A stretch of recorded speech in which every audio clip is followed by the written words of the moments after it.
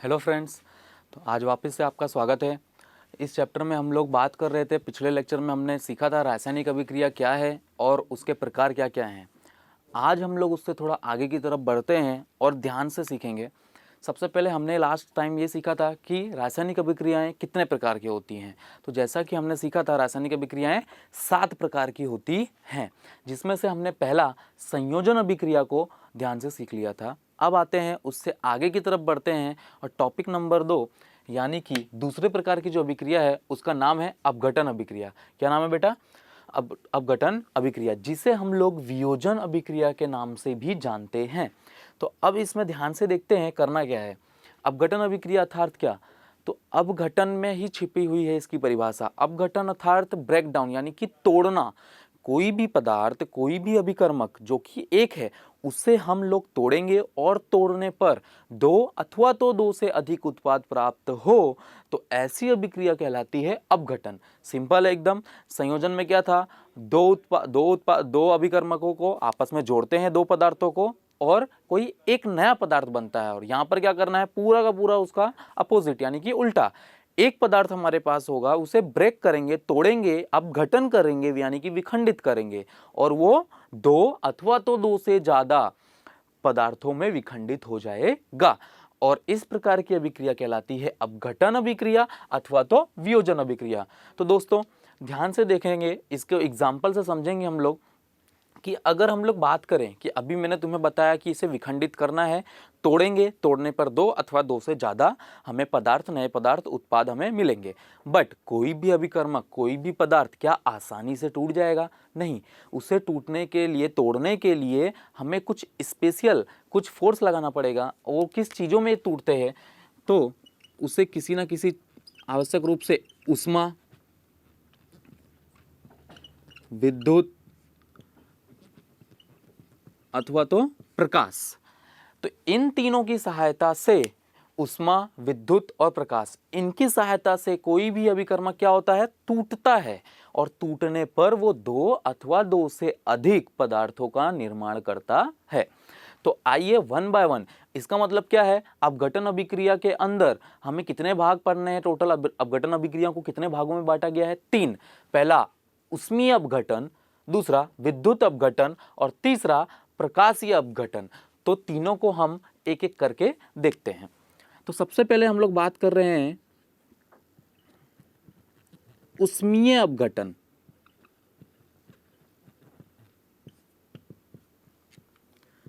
अब ये ऊष्मीय अपघटन क्या है दोस्तों? तो ऊष्मीय अपघटन की बात करते हैं तो ऐसा अभिकर्मक जो ऊष्मा की उपस्थिति में टूटता है तो वो कहलाएगा ऊष्मीय अपघटन। सिंपल परिभाषा हो गई, क्योंकि अभिकारक यानी कि अभिकर्मक वो टूटेगा, लेकिन किसकी उपस्थिति में? ऊष्मा की उपस्थिति में। तो होने वाला अपघटन क्या कहलाएगा? ऊष्मीय अपघटन। सिंपल एग्जाम्पल से समझते हैं। तो यहां पर एग्जाम्पल की मैं बात कर रहा हूं, CaCO3। CaCO3 को हम लोग क्या कहते हैं बेटा? Ca यहां पर क्या है? कैल्शियम, और CO3 क्या है? कार्बोनेट। तो इसका नाम क्या हो गया? Calcium carbonate. तो ये क्या हुआ? Calcium carbonate. अब ये कैल्शियम कार्बोनेट की हम लोग प्रक्रिया करेंगे तो ये ब्रेक होकर कितने भागों में बंटता है? तो देखो, CaO प्लस CO2। तो अब यहां पर ध्यान से देखो, तो बेटा यहां पर लिख देता हूं CaO प्लस CO2। तो ये दो भाग बन गए। तो देखो, CaCO3 कैल्शियम कार्बोनेट जिसे कहते हैं, ये किसकी उपस्थिति में? ऊष्मा अपघटन। ऊष्मा की उपस्थिति में इसका अपघटन यानी कि टूट रहा है कितने भागों में? 2 भागों में। यानी एक से कितने में बदल गया? 2 में बदल गया। इसलिए इसे कहते हैं ऊष्मीय अपघटन। क्यों? क्योंकि किसकी उपस्थिति में टूट रहा है? ऊष्मा यानी हीट की एनर्जी में, हीट की उपस्थिति में। तो CaO प्लस CO2, CaO को हम लोग क्या कहते हैं? यहां पर बेटा इसका नाम क्या है CaO का? Calcium oxide, calcium oxide. और CO2 तो हम सभी जानते हैं क्या है? Carbon dioxide. तो एक में से कितने बन गए? 2। किसकी उपस्थिति में? ऊष्मा की उपस्थिति में। इसलिए क्या कहलाएगा? ऊष्मीय अपघटन। तो पहला, यहां पर पहला पहली परिस्थिति कंप्लीट हो गई। अब आते हैं हम लोग दूसरा, विद्युत अपघटन।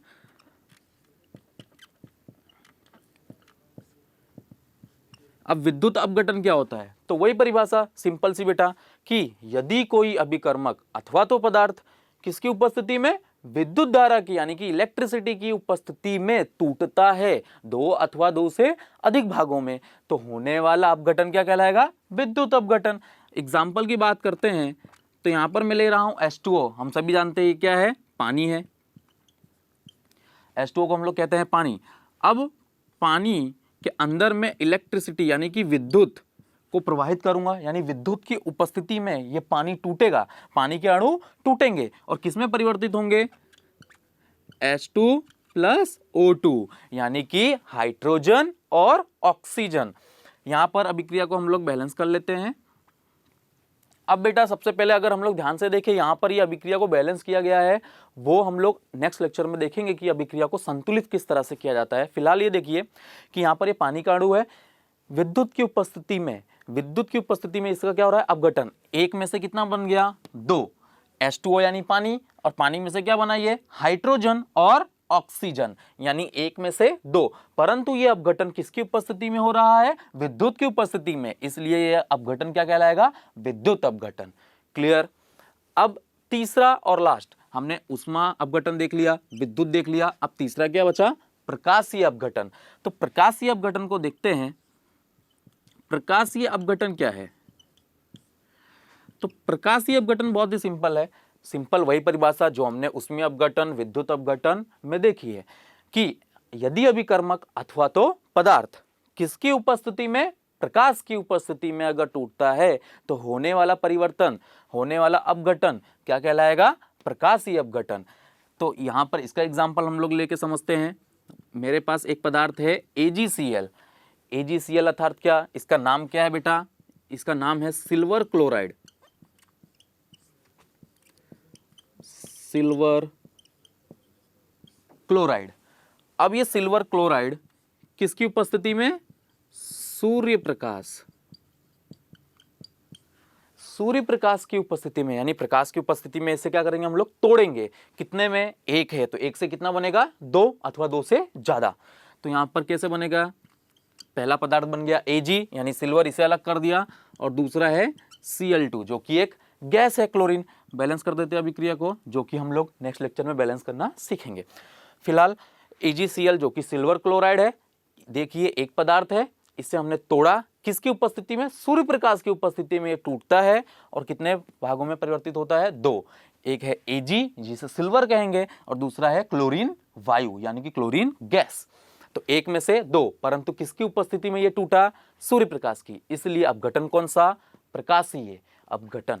तो ये थी दूसरी अभिक्रिया जिसे हम लोग ने सीखा भी, अपघटन अभिक्रिया, जिसे वियोजन अभिक्रिया भी कहा जाता है।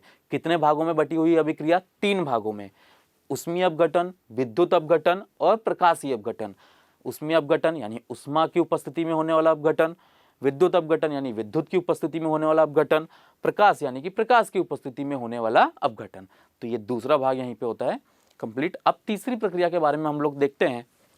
तो जैसा कि दोस्तों तीसरी अभिक्रिया जो कि है विस्थापन अभिक्रिया, हम दूसरे नंबर की अभिक्रिया भी हमने सीख ली जो कि थी अपघटन। अब तीसरी अभिक्रिया जो है वो है विस्थापन अभिक्रिया।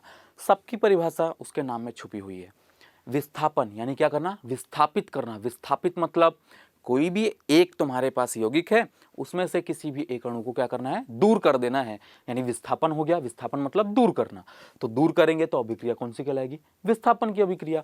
परंतु इसमें ध्यान क्या रखना है कि कोई भी चीज अपने आप तो दूर हो नहीं सकती, तो दूर करने के लिए कुछ विशिष्ट परिस्थितियां उसमें लागू करनी पड़ती है, अथवा तो कोई विशिष्ट तुम्हारे पास तत्व होना चाहिए जो तुम्हारे यौगिक में से किसी भी एक अणु को दूर कर दे।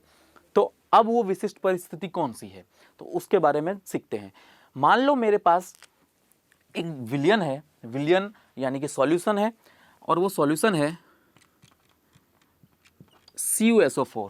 CuSO4 का मेरे पास एक जलीय विलयन है, जिससे इस विलयन को हम लोग कहते हैं कॉपर सल्फेट। Cu यानी कॉपर, SO4 यानी सल्फेट, तो विलयन का नाम क्या हो गया? Copper sulphate.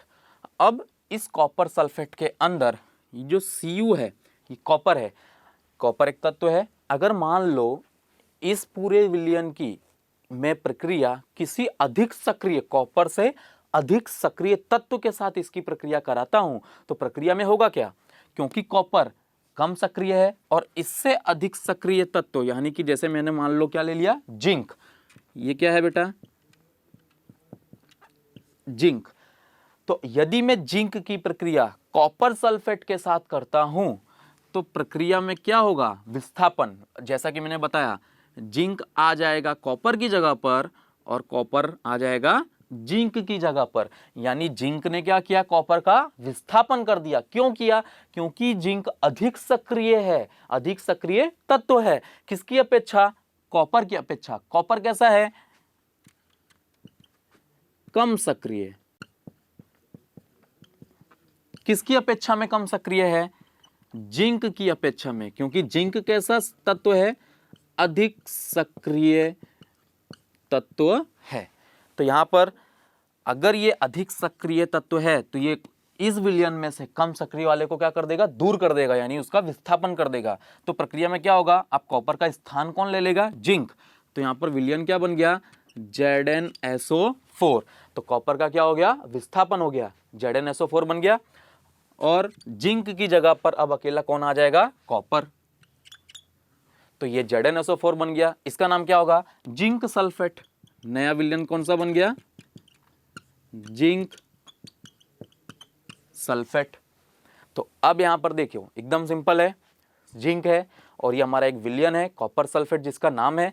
यहां पर जिंक अधिक सक्रिय था इसलिए उसने कॉपर का क्या कर दिया, विस्थापन, यानी कॉपर को दूर कर दिया और उसका स्थान खुद ले लिया। तो यहां पर बन गया ZnSO4 और कॉपर जो कि साथ में था अब वो दूर हो गया है और अकेला है कॉपर। तो यहां पर यह अभिक्रिया कहलाती है विस्थापन। अब हम लोग एक चीज, अगर क्वेश्चन हमारे दिमाग में क्वेश्चन आए कि सर ये जिंक अधिक सक्रिय है और कॉपर कम सक्रिय है, ये हमें कैसे पता चलेगा। तो इसके लिए बेटा नेक्स्ट चैप्टर है, उसके अंदर सक्रियता श्रेणी है, तत्वों की एक पूरी की पूरी श्रेणी है कि कौन सा तत्व अधिक सक्रिय है, कौन सा कम सक्रिय है, जो कि हम आने वाले दिनों में नए चैप्टरों में सीखेंगे। अब ये थी विस्थापन अभिक्रिया। अब हम लोग इससे थोड़ा आगे की तरफ बढ़ते हैं तो देखेंगे प्रक्रिया नंबर चौथी। तो बेटा चौथी अभिक्रियाओं पे आ जाते हैं जो कि है द्विविस्थापन। द्विविस्थापन अभिक्रिया।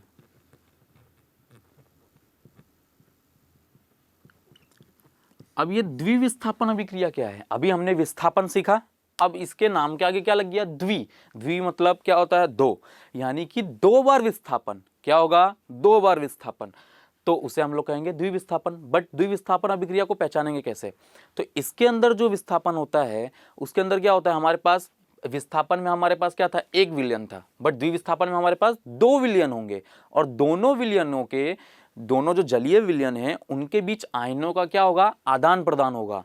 तो ऐसा अभिक्रिया, ऐसी अभिक्रिया कहलाती है द्विविस्थापन।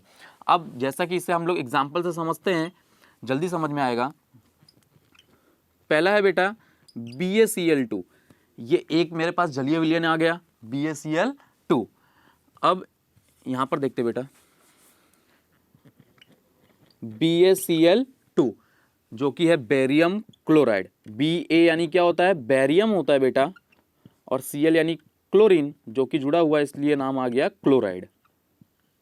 तो इसका नाम हो गया बेरियम क्लोराइड। ये एक विलयन है।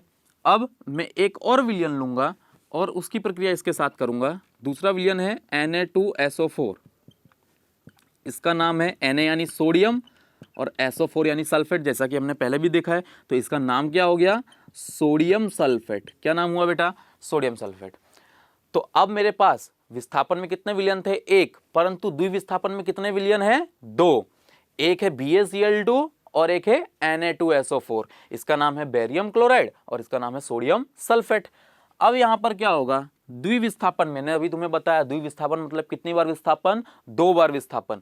तो कैसे होगा, दोनों जलीय विलयनों के बीच आयनों का आदान प्रदान। आयन कौन है यहाँ पर, Ba, यहाँ पर कौन है, सोडियम, यानी बेरियम और सोडियम, इनका क्या होगा, आदान प्रदान, यानी कि Ba यहां पर आके जुड़ेगा और NaCl के साथ आके जुड़ जाएगा। तो दोनों ने अपना स्थान चेंज किया। कितने विस्थापन हुए, दो। एक Ba का और एक सोडियम का, इसलिए प्रक्रिया का नाम क्या है, द्विविस्थापन। तो देखते हैं बेटा अभिक्रिया में क्या बनेगा, Ba किसके साथ जाके जुड़ रहा है, SO4 के साथ। तो क्या मिला हमें, BaSO4 प्लस हमें दूसरी चीज क्या मिलेगी BaSO4 के साथ, तो यहां पर तो Ba सामने चले गया तो Na यहाँ इसके साथ आके जुड़ेगा तो क्या बनेगा, NaCl, कितने, 2। तो BaSO4 प्लस NaCl ये बन गया, इसका नाम क्या है, बेरियम सल्फेट, इसका नाम हो गया बेरियम सल्फेट। और ये NaCl सभी जानते हैं, इसका नाम क्या है, सोडियम क्लोराइड।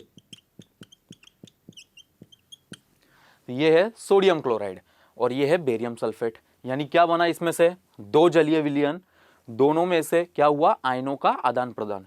यहाँ वाला आयन उसके साथ जाके जुड़ गया और यहाँ वाला आयन इसके साथ आके जुड़ गया। कितनी बार विस्थापन, 2 बार विस्थापन, इसलिए क्या कहलाता है, द्विविस्थापन अभिक्रिया। अब इस अभिक्रिया में हमें एक चीज और ध्यान से देखनी है, इसी अभिक्रिया के साथ एक और अभिक्रिया जुड़ी हुई है, उसकी परिभाषा जुड़ी हुई है, उसे समझते हैं। वो क्या है, वो है जिसे हम लोग नोट की तरह भी यूज कर सकते हैं। तो मैं यहाँ पर नोट की तरह हेडिंग डाल के उसे समझाता हूँ कि इसी के अंदर एक नोट है, अभिक्रिया है, जिसे हम लोग कहते हैं अवक्षेपण अभिक्रिया।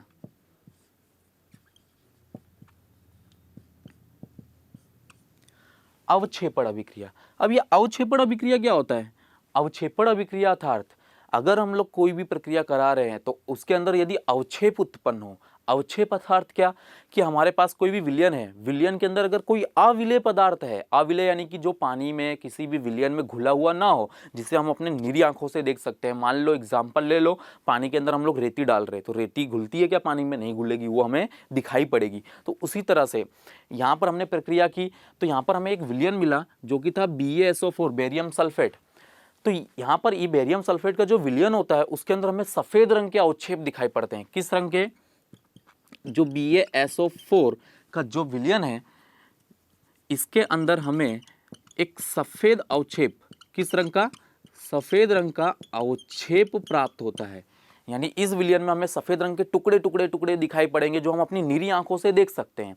तो अवक्षेप प्राप्त हुआ, इसलिए इस अभिक्रिया को क्या कहते हैं, अवक्षेपण अभिक्रिया के रूप में भी जाना जाता है। अवक्षेपण अभिक्रिया यानी क्या, ऐसी अभिक्रिया जिसमें अवक्षेप प्राप्त हो, और अवक्षेप अर्थात क्या, जो विलयन में अघुलित अविलेय पदार्थ हो उसे अवक्षेप कहते हैं, और ऐसी अभिक्रिया को अवक्षेपण अभिक्रिया कहते हैं। तो ये था चौथा, द्विविस्थापन प्रक्रिया। अब हम लोग आगे की तरफ आते हैं, तो आगे की तरफ हम लोग बात करते हैं तो 5वें नंबर की अभिक्रिया जो कि है रेडॉक्स अभिक्रिया।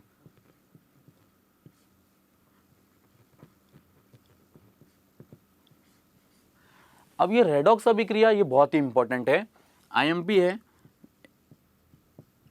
अब देखो बेटा, रेडॉक्स अभिक्रिया क्या होती है, तो रेडॉक्स अभिक्रिया की हम लोग बात करें तो बहुत ही सिंपल है। रेडॉक्स अभिक्रिया कितनी अभिक्रियाओं से मिलकर बनी हुई है, 2 अभिक्रियाओं से। अगर मैं रेडॉक्स की बात करता हूं तो रेडॉक्स अभिक्रिया को मैं किस तरह से समझूंगा, तो रेडॉक्स अभिक्रिया के अंदर, रेडॉक्स अभिक्रिया को समझने से पहले हमें 2 अभिक्रियाओं को समझना पड़ेगा। पहला है ऑक्सीडेशन और दूसरा है रिडक्शन। तो सबसे पहले रेडॉक्स अभिक्रिया को समझें, उसके पहले हम लोग ऑक्सीडेशन और रिडक्शन इसे समझते हैं, क्योंकि इन दोनों के बिना हमें रेडॉक्स अभिक्रिया समझ में आएगी नहीं। तो सबसे पहले हम लोग ऑक्सीडेशन और रिडक्शन को समझते हैं। तो पहले हम लोग इसके अंदर समझ रहे हैं ऑक्सीडेशन। तो अब ये ऑक्सीडेशन क्या है उसे समझते हैं। तो ये ऐसी अभिक्रिया है जहां पर ऑक्सीजन जुड़े, किसी भी अभिक्रिया में यदि क्या ऑक्सीजन जुड़े अथवा तो हाइड्रोजन क्या हो, दूर हो, कोई अभिक्रिया हो रही है, मान लो उस अभिक्रिया में हमारा ऑक्सीजन क्या होता है, जुड़ जाता है, तो अभिक्रिया क्या कहलाएगी, ऑक्सीडेशन।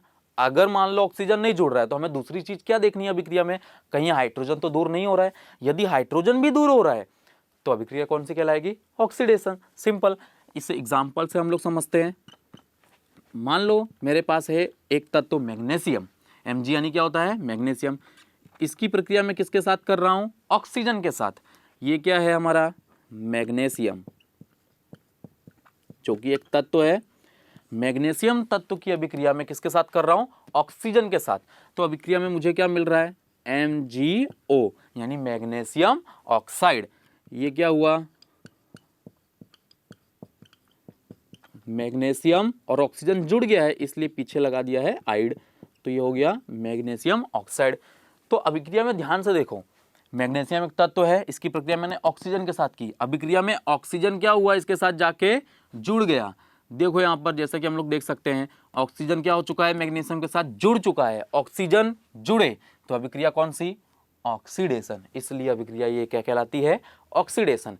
इसी तरह से हम लोग बात करें रिडक्शन की, तो रिडक्शन में क्या होगा, बस थोड़ा सा ही चेंज है। वो चेंज क्या है, तो हम लोग ध्यान से देख लेते हैं फटाफट कि इस अभिक्रिया में क्या होगा, कि हम लोग बात कर रहे हैं रिडक्शन की, जो कि दूसरे नंबर की अभिक्रिया इसके अंदर होगी रिडक्शन। रिडक्शन में क्या होगा, पूरा ऑक्सीडेशन का उल्टा। ऑक्सीडेशन में क्या जुड़ रहा था, ऑक्सीजन, तो रिडक्शन में क्या जुड़ेगा, हाइड्रोजन। यदि हाइड्रोजन जुड़े तो अभिक्रिया कौन सी, रिडक्शन। अथवा तो क्या दूर हो, ऑक्सीजन दूर हो। अगर हाइड्रोजन जुड़े तो अभिक्रिया रिडक्शन, अथवा तो ऑक्सीजन दूर हो तो भी अभिक्रिया कौन सी, रिडक्शन। बस एक ही चीज का फर्क है, ऑक्सीजन जुड़े तो ऑक्सीडेशन और ऑक्सीजन ना जुड़े तो रिडक्शन, क्योंकि हाइड्रोजन जुड़ेगा उस वक्त। तो अब इसे भी हम लोग एग्जाम्पल से समझते हैं। एग्जाम्पल क्या है, अभी हमने ऑक्सीडेशन अभिक्रिया में क्या बनाया था, MgO यानी मैग्नीशियम ऑक्साइड। इसकी प्रक्रिया में C मतलब क्या है, कार्बन, हम लोग लास्ट लेक्चर में भी देख चुके हैं। इसके साथ में प्रक्रिया करूंगा तो प्रक्रिया में क्या होगा, Mg हो जाएगा अकेला और ऑक्सीजन जुड़ जाएगा कार्बन के साथ। तो यहाँ पर MgO, यहाँ पर ऑक्सीजन इसके साथ था, लेकिन जब यहाँ पर अभिक्रिया हुई तो ऑक्सीजन क्या हो गया, दूर हो गया। Mg देखो अकेला है कि नहीं है, ऑक्सीजन दूर हो गया। अगर हाइड्रोजन जुड़ रहा है, नहीं जुड़ रहा है, तो हम लोग दूसरी परिभाषा में दूसरा वर्ड देखेंगे कि यदि ऑक्सीजन दूर हो रहा है तो देखो मैग्नीशियम ऑक्साइड, यहाँ पर ऑक्सीजन जुड़ा हुआ था, लेकिन जब हमने प्रक्रिया की तो ऑक्सीजन क्या हो गया, दूर हो गया। तो ऑक्सीजन यदि दूर हो तो भी प्रक्रिया क्या कहलाएगी, रिडक्शन। इसलिए ये किसका एग्जाम्पल हुआ, ये पूरी अभिक्रिया क्या कहलाएगी, रिडक्शन की अभिक्रिया कहलाएगी। अब हमने ऑक्सीडेशन देख लिया, रिडक्शन देख लिया, तो आगे बात करते हैं रेडॉक्स क्या है। तो रेडॉक्स की जब भी हम लोग बात करेंगे तो सिंपल है, जैसा कि मैंने तुम्हें बताया, रेडॉक्स अभिक्रिया आने के लिए क्या आना चाहिए हमें, ऑक्सीडेशन और रिडक्शन, हमने दोनों सीख लिया। तो अब रेडॉक्स क्या होता है, जिस अभिक्रिया में ऑक्सीडेशन प्लस रिडक्शन यानी दोनों एक साथ होती हो तो वो अभिक्रिया क्या कहलाएगी, रेडॉक्स कहलाएगी। दोस्तों ध्यान से फिर से सीखो, बहुत ही IMP है। जिस अभिक्रिया में ऑक्सीडेशन और रिडक्शन दोनों एक साथ होते हों तो वो अभिक्रिया क्या कहलाएगी, रेडॉक्स। क्लियर, ऑक्सीडेशन क्या होता है हमने सीख लिया, रिडक्शन क्या होता है हमने सीख लिया। अब हमें एक ऐसा एग्जाम्पल ढूंढना है जिसमें ऑक्सीडेशन भी हो रहा हो और रिडक्शन भी हो रहा हो, दोनों एक साथ एक ही समय पर एक ही अभिक्रिया में हो रहे हो, तो अभिक्रिया क्या कहलाएगी, रेडॉक्स। कैसे, तो आइए सीखते हैं। मान लो मैंने एक एग्जाम्पल यहां पर ले लिया है ZnO, यानी कि Zn क्या है, जिंक है, बार बार हम यूज कर रहे हैं, नाम आ ही गया है, जिंक के साथ ऑक्सीजन जुड़ा है, इसलिए इसका नाम क्या हो गया, जिंक ऑक्साइड। इसकी प्रक्रिया में किसके साथ, वापिस से C यानी कि कार्बन के साथ कर रहा हूं। अब प्रक्रिया में ध्यान से देखना, समझना क्या है दोस्तों, एकदम सिंपल है। अब अभिक्रिया में ये जो ZnO है इसमें से ऑक्सीजन दूर होगा, तो ऑक्सीजन दूर हुआ तो जिंक अकेला रह गया। अब ये ऑक्सीजन किसके साथ जाके जुड़ेगा, कार्बन के साथ, तो क्या बन गया, CO यानी कि कार्बन ऑक्साइड मोनोऑक्साइड। अब यहां पर देखो अभिक्रिया में ऑक्सीडेशन और रिडक्शन दोनों कैसे हो रहे हैं वो समझते हैं। तो सबसे पहले हम लोग यहां पर ही देखते हैं ये वाली अभिक्रिया, देखो ध्यान से, जिंक ऑक्साइड, यहां पर ऑक्सीजन जुड़ा था, लेकिन जब प्रक्रिया हुई तो ऑक्सीजन क्या हो गया, दूर हो गया। यदि ऑक्सीजन दूर हो तो अभिक्रिया कौन सी कहलाती है, रिडक्शन। तो यहां पर रिडक्शन अभिक्रिया देखने को मिली हमें। अब यहां पर देखो कार्बन अकेला था, जब अभिक्रिया हुई तो कार्बन के साथ कौन जुड़ गया, ऑक्सीजन जुड़ गया। यदि ऑक्सीजन जुड़ता है तो अभिक्रिया कौन सी कहलाती है, ऑक्सीडेशन। तो अभिक्रिया कौन सी हुई? ऑक्सीडेशन। अब ऑक्सीडेशन अभिक्रिया हुई तो देखो एक ही समीकरण है, एक ही अभिक्रिया है, लेकिन दोनों एक साथ हो रहे हैं। रिडक्शन भी हो रहा है और ऑक्सीडेशन भी हो रहा है। कैसे? यहां पर जिंक ऑक्साइड था, ऑक्सीजन क्या हुआ? दूर हुआ अभिक्रिया होने पर, जिंक अकेला रह गया। अगर ऑक्सीजन दूर हुआ तो रिडक्शन, और यहां पर कार्बन अकेला था, जब प्रक्रिया हुई तो कार्बन के साथ ऑक्सीजन जुड़ गया, तो ऑक्सीजन जुड़े तो अभिक्रिया ऑक्सीडेशन। तो इस पूरी अभिक्रिया में रिडक्शन और ऑक्सीडेशन दोनों हो रहा है, इसलिए ये अभिक्रिया और ये एग्जाम्पल किसका कहलाएगा? रेडॉक्स का एग्जाम्पल कहलाएगा। किसका? रेडॉक्स का। ये पूरी अभिक्रिया क्या कहलाएगी? रेडॉक्स। क्यों? क्योंकि इसमें रिडक्शन और ऑक्सीडेशन दोनों एक ही साथ हो रहे हैं। तो ये थी हमारी 5वीं और आईएमपी रेडॉक्स अभिक्रिया। आगे सीखते हैं। अब हम लोग आ जाते हैं अभिक्रिया नंबर 6 पर, जो कि थी ऊष्माक्षेपी।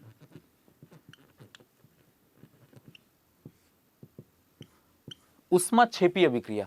अब ये ऊष्माक्षेपी अभिक्रिया क्या है तो उसे ध्यान से हम लोग देखते हैं। ऊष्माक्षेपी, अब इसे समझते बहुत ही सिंपल है। ऊष्मा यानी ऊर्जा, हम सभी को पता है। ऐसी अभिक्रिया, तो ये क्षेपी मतलब क्या होता है? क्षेपी मतलब ऊर्जा को मुक्त करना, रिलीज करना। यदि किसी अभिक्रिया में ऊर्जा क्या हो रही है, ऊष्मा क्या हो रही है? मुक्त हो रही है, रिलीज हो रही है, तो अभिक्रिया क्या कहलाएगी? ऊष्माक्षेपी। यानी कि किसी भी अभिक्रिया में ऊर्जा क्या हो रही है? मुक्त हो रही है। यदि ऊर्जा मुक्त हो किसी भी अभिक्रिया में तो अभिक्रिया क्या कहलाएगी? ऊष्माक्षेपी। अब देखो बेटा, दूसरी चीज इसमें क्या ध्यान रखनी है। मान लो अभिक्रिया के अंदर ऊष्मा मुक्त हो रही है, तो ऊर्जा मुक्त हो रही है, तो क्या होगा? उस टेम्परेचर का आसपास जो पूरा एरिया है, वातावरण है, उसमें अचानक से क्या हो जाएगा? तापमान बढ़ जाएगा। क्या हो जाएगा? तापमान बढ़ता है।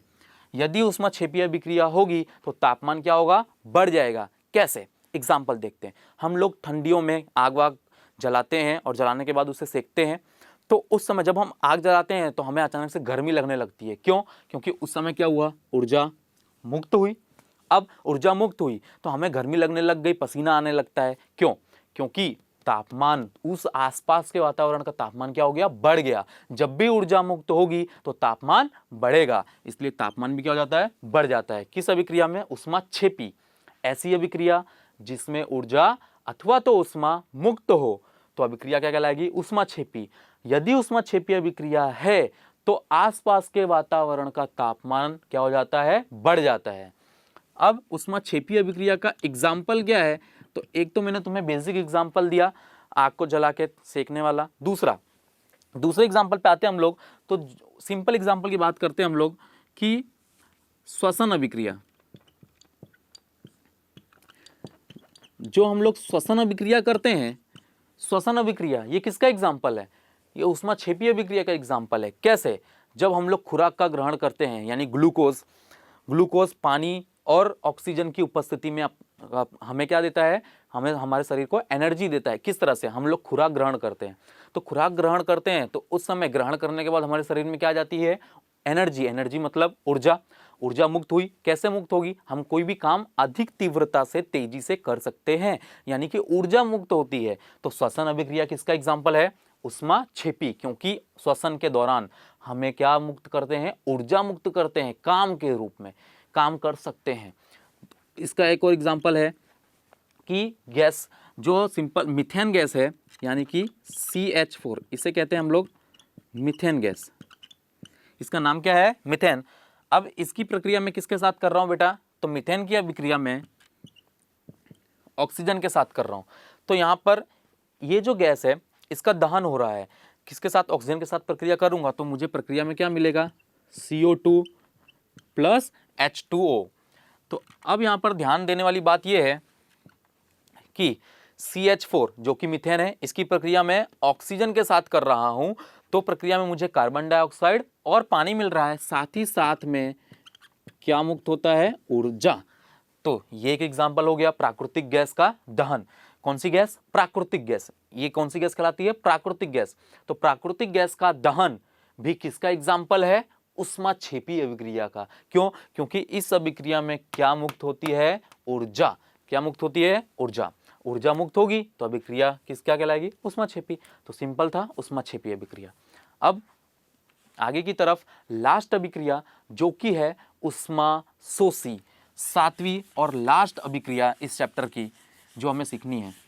लास्ट और सातवीं अभिक्रिया जो कि है उष्माशोषी।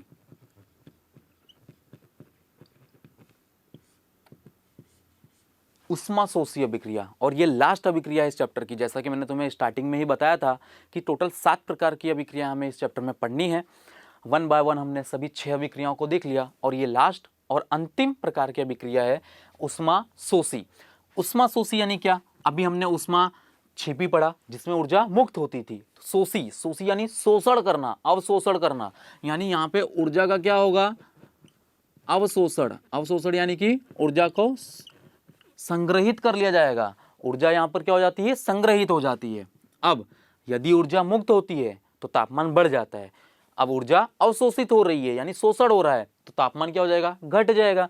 तो इस अभिक्रिया में तापमान क्या हो जाता है? घटता है।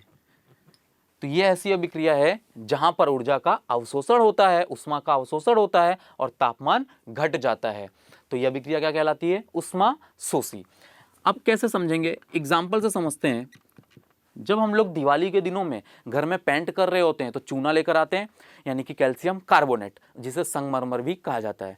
तो अब वो जो कैल्शियम कार्बोनेट चूने का हम लोग लेकर आते हैं, चूने को हम लोग पानी में मिला के मिक्स करके रख देते हैं। तो उस समय ऊर्जा क्या हो रही होती है? बहुत ज़्यादा होती है। परंतु धीरे धीरे धीरे धीरे वो चूने का ऊर्जा जो होती है उसके अंदर उष्मा मुक्त होती है, उसे क्या कर लेते हैं? संग्रहित यानी कि शोषित कर लेता है। और जब वो ठंडा हो जाता है तो हम उसे आसानी से दीवालों पर क्या करते हैं? पेंट कर देते हैं। तो वहाँ पर अभिक्रिया में क्या हुआ? उष्मा का शोषण हुआ। तो उष्मा का शोषण हो जाता है तो तापमान घट जाता है यानी ठंडा हो जाता है। फिर अब बाद में हम उसे आसानी से पेंट कर सकते हैं। तो उसका एग्जांपल हो गया, वही इसका एग्जांपल है CaCO3 यानी कि कैल्शियम कार्बोनेट, जिसे हम लोग संगमरमर के रूप में भी जानते हैं। संगमरमर अथवा तो कैल्शियम कार्बोनेट। अभी हमने देखा था यह अभिक्रिया किसकी उपस्थिति में होगी? उष्मा की उपस्थिति में, क्योंकि इस अभिक्रिया में उष्मा का क्या होता है? शोषण होता है। तो उष्मा शोषण होगा तो क्या बनेगा? CaO + CO2, कैल्शियम ऑक्साइड और कार्बन डाइऑक्साइड। तो कार्बन डाइऑक्साइड गैस रिलीज हो जाती है, CO कैल्शियम ऑक्साइड बना, जिसे हम लोग लगा देते हैं। तो इस अभिक्रिया में क्या हुआ? उष्मा का शोषण हुआ। इसलिए अभिक्रिया ये किसका एग्जाम्पल कहलाएगा? उष्माशोषी। एक और एग्जाम्पल है अमोनियम क्लोराइड।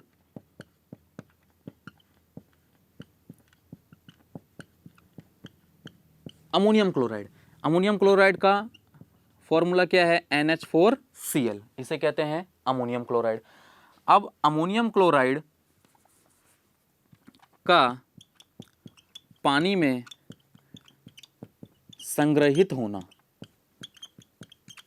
जब अमोनियम क्लोराइड के टुकड़े को हम लोग पानी में डालते हैं तो क्या करते हैं? संग्रहित, यानी कि उसकी उष्मा क्या हो जाती है?